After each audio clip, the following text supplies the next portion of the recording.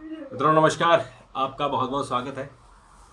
मित्रों आज बड़ी जद्दोजहद के बाद वसुंधरा राजे राजस्थान पहुंची, जयपुर पहुंची और उसके बाद उन्होंने एक ट्वीट किया और उन्होंने मानवाधिकार दिवस के मौके पर कहा कि हर व्यक्ति का स्वाभिमान और आत्मसम्मान बचा रहना चाहिए। ये ट्वीट उन्होंने किया मानवाधिकार दिवस के मौके पर, लेकिन ये निशाना कहीं और था। ये आत्मसम्मान और स्वाभिमान की बात किसके लिए कर रही हैं? वो अपने लिए कर रही हैं, क्योंकि उनको भाजपा ने कह दिया है कि उनको मुख्यमंत्री नहीं बनाएंगे और राजस्थान में इस वक्त मुख्यमंत्री बनाने के लिए पार्टी परेशान है। रात दिन मीटिंगें चल रही हैं, हर कॉर्नर पर मीटिंगें चल रही हैं। किसी तरह से वसुंधरा को मनाया जा रहा है कि वो मान जाए और किसी और को मुख्यमंत्री बनने दे। जो कुछ जानकार हैं उनका कहना है कि भाजपा अध्यक्ष जेपी नड्डा ने वसुंधरा को मना लिया है और उनसे कहा कि इस बार किसी और को मौका देते हैं। और ये भी सुनने में आया कि वसुंधरा तैयार हो गई है, क्योंकि उनके पास और कोई चारा नहीं है, क्योंकि उनका जो कैरियर है वो तो अब उसका अवसान है। 70 साल की हो चुकी हैं और हो सकता है कि लोकसभा चुनाव लड़ें और उनको केंद्र में मंत्री बनाया जाए, लेकिन उनके बेटे का कैरियर अभी बहुत लंबा है। बेटा भी सांसद है और अगर वसुंधरा ने बगावत की तो बेटे का जो सांसदी है वो भी जाके टिकट नहीं मिलेगा और करियर खराब हो जाएगा। जिस तरह से जसवंत सिंह के बेटे का हुआ, जसवंत सिंह ने भी आखिरी समय मरने से पहले बीजेपी से बगावत की।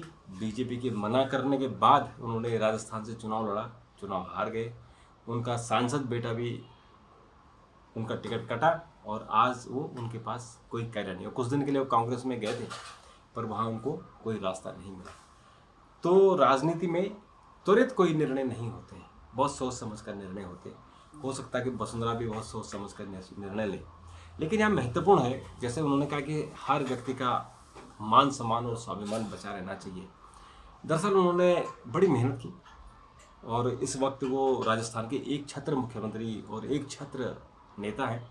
और जब चुनाव हुआ तो आपने देखा कि भाजपा की प्रचंड जीत हुई है। 115 सीटें, 199 में से 115 सीटें उनको मिली हैं। और मुझे लगता है कि जितनी उनको बीजेपी को सीटें मिली हैं, ये सीट मिलना भी वसुंधरा के लिए खतरनाक हुआ, क्योंकि अगर 100 के आसपास सीटें होती तो बीजेपी को लगता है कि सरकार बनाना है तो वसुंधरा को ही आगे करना है। पर चूँकि थम्बिंग मेजोरिटी है तो इस वक्त बीजेपी जिसको चाहे उसको सीएम बना सकती है। जैसे कई लोगों के नाम चल रहे हैं, जो विधायक नहीं है उनका भी नाम चल रहा है। एक नाम सुभाष गुप्ता का आया जो आरएसएस से है और बीजेपी के लिए उन्होंने बहुत काम किया है। बीजेपी का वो 6-7 महीने से ही लगे हुए थे पार्टी को जिताने के लिए। वो अभी उन्होंने खुद चुनाव नहीं लड़े, लेकिन पार्टी को लड़ा रहे थे और खुद वो सूरतगढ़ के हैं, तो उनका नाम बहुत तेज़ी से चला है। जैसे कि मनोहर लाल खट्टर का नाम चला था, आपको याद हो। तो इस तरह से कोई एक ऐसा नाम आ सकता है कि जो लोगों को चौंका दे। अब ये असल में जेपी नड्डा ने वीरवार को वसुंधरा को बुलाया था और उनसे रिक्वेस्ट की थी कि वो मान जाए और उनको इस बार और कोई जिम्मेदारी देंगे। तो वसुंधरा पहले तो तैयार नहीं हुई और अभी जो इंडिकेशन है शायद वो मन से तैयार नहीं है।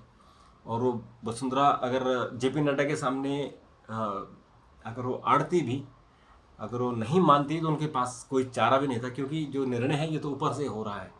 प्रधानमंत्री और अमित शाह निर्णय ले रहे हैं, तो जब जेपी नड्डा उन्हें मैसेज दे रहे हैं ऊपर से कि ऐसा निर्णय हुआ है, तो उनके पास उनके साथ जिरह करने का कोई मतलब नहीं था, क्योंकि उनको जेपी नड्डा को केवल संदेश देना है कि ऊपर से ये संदेश आया है, क्योंकि वो प्रधानमंत्री से नहीं मिली। और ये सुनने में आया है, अभी वो कंफर्म नहीं हो रहा है, क्योंकि उन्होंने अमित शाह से भी मुलाकात की और अपनी बात रखी है। और उसके बाद जब सारे विधायक जयपुर पहुंच गए थे, वो नहीं पहुंची। आज विधायकों को लंच दिया जाना था, लेकिन और उसके बाद फिर मीटिंग थी आज शाम को, लेकिन ना लंच हुआ और ना मीटिंग हुई, क्योंकि वसुंधरा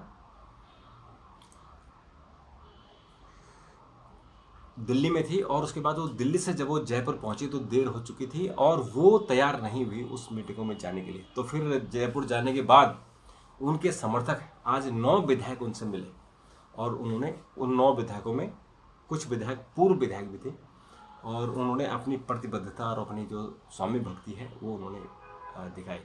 और इससे पहले जिस दिन चुनाव के रिजल्ट आए थे उस दिन 45 विधायक वसुंधरा से मिलने गए थे। तो इसलिए बीजेपी को थोड़ा सा खतरा लग रहा था। इसलिए जेपी नड्डा ने वीडियो कॉन्फ्रेंसिंग से विधायकों के 3 गुटों से यानी 3 ग्रुप बना के उनसे बात की और उनसे समझाया कि पार्टी का डिसीजन है, पार्टी ने चुनाव लड़ाया है, पार्टी आगे सोच रही है कुछ और, तो इसलिए आप सब लोग जो भी पार्टी का निर्णय होगा आप उसको साथ रहिए। तो बात तो हुई, लेकिन आज चूँकि दिल्ली से समझाए बुझाए जाने के बाद जब उनको जयपुर भेजा गया तो फिर वहाँ मीटिंग हुई और ये कहा जा रहा है कि वो एक अपना गुट बना सकती। पर कुछ लोगों का ये भी कहना है कि हो सकता है कि इस बार वो गिव अप कर दे, सरेंडर कर दे और किसी और को मुख्यमंत्री बनाने दे। और लोकसभा चुनाव में, क्योंकि 6 महीने बाद ही लोकसभा के चुनाव है, अगर दुष्यंत सिंह का टिकट करता है तो तब वो बगावत कर देंगे और अपनी एक पार्टी फॉर्म कर सकती हैं। ऐसी एक चर्चा है, एक अटकलें हैं कि इस तरह हो सकता है, क्योंकि वसुंधरा चूँकि दबंग है और वो इस तरह से सरेंडर नहीं कर सकती हैं जैसे कि शिवराज सिंह और रमन सिंह ने सरेंडर कर दिया, वो बोल ही नहीं रहे। और छत्तीसगढ़ में तो विष्णुदेव साई को मुख्यमंत्री बना दिया है और रमन सिंह को कहा गया अब आप लोकसभा विधानसभा का अध्यक्ष बनिए। और शिवराज सिंह चौहान के बारे में कल निर्णय होगा और अभी जानकारी तो मिल रही है कि शायद शिवराज सिंह को बनाया जा सकता है, क्योंकि जो थंबिंग मेजोरिटी हुई है उसमें शिवराज का भी बहुत बड़ा रोल है। और शिवराज ने पार्टी के खिलाफ एक शब्द भी नहीं बोला है, वो लगातार सपोर्ट कर रहे हैं और लगातार कह रहे हैं कि वो पार्टी का एक छोटा कार्यकर्ता है, वो मुख्यमंत्री की रेस में नहीं है, न पहले कभी थे। पार्टी जो निर्णय देगी उसका स्वागत करेगी। तो शिवराज की भूमिका अलग है।